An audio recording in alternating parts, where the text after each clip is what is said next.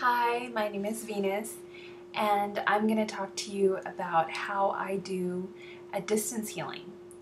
You might have seen my other video, which is more on the basics of how healers do distance healings and the different ways you can do it. This is specifically on what I do, the processes that I use.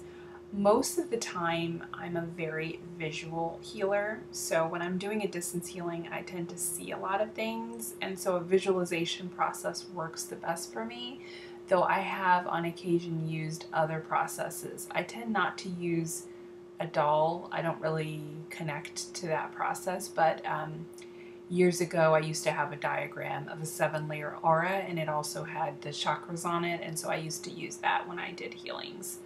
Or there were a couple of times in the past where I had clients and I had their astrology chart and I used the chart as a focal point and I sent healing to the chart, or sent healing to a photograph. But the majority of the time, most of the distance healings that I do, I use a visualization process. So I imagine, well, first I tend to say a prayer and I call in my guides and the guides of that person. And then I imagine a sacred space. I have a particular sort of visualization that involves a healing temple. And I go to the healing temple and I work on the client in that space. Sometimes I sense angelic beings or guides working with me in that space, but mainly I just work on the client's energy.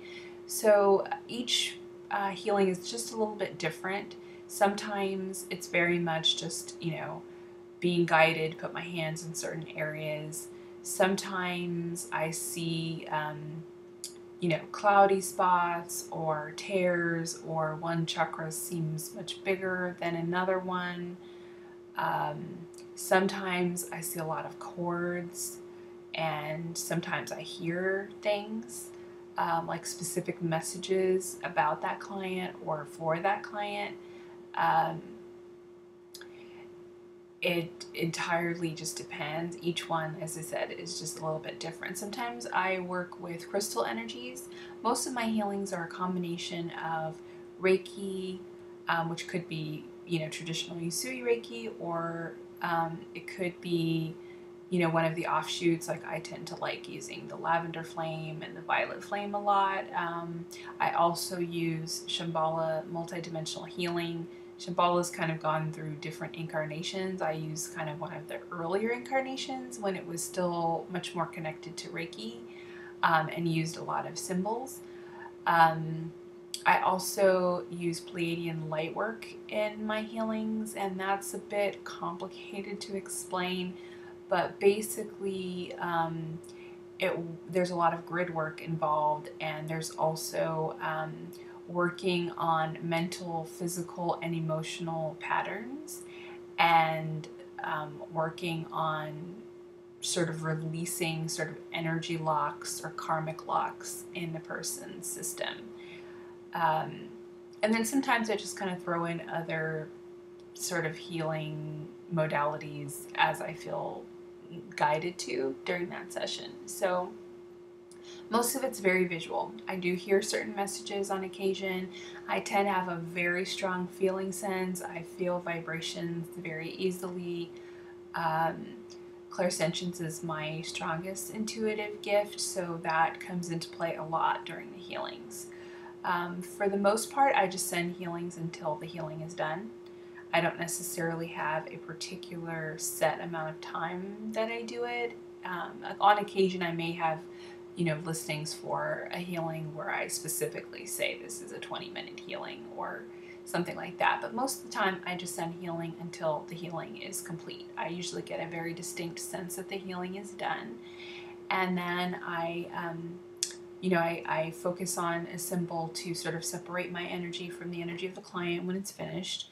And then I will send an email to the client and giving them all kinds of details on the different things that I saw.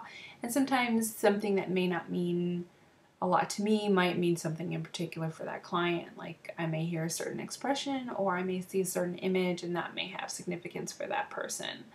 And a lot of times I pick up on just particular energies. Like I said, I may sense sense certain things. Like sometimes I sense if they've had like verbal abuse in their childhood, or if they're carrying a lot of cords to old relationships. I tend to pick up on those things.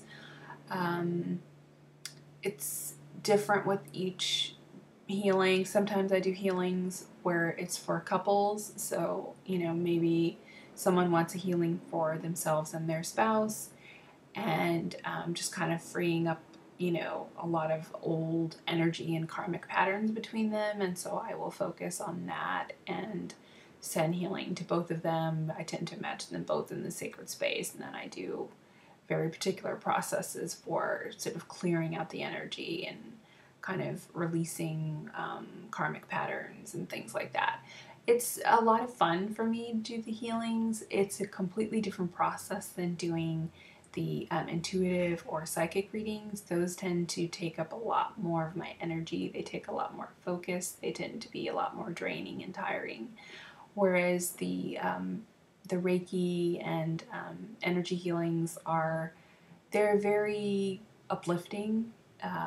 I tend to receive energy just as the client receives energy. So as I'm channeling the healing through me, I'm also receiving some of that healing as it passes through me to the client. So I tend to feel better after I do a healing, whereas that may or may not happen with doing an intuitive reading, because it just takes a different kind of focus. With healings, it's more like allowing light and love and energy to go through me and pour out of me and sort of be transmitted to this other person. Whereas with readings, it's much more me having to focus and kind of dig into the energetic space around that client and see what's there. Or focusing on, tarot cards or fairy cards or something like that, and really having to like get my energy into it. So that's basically, the process that I use when I do a distance healing. And thank you for watching. Bye.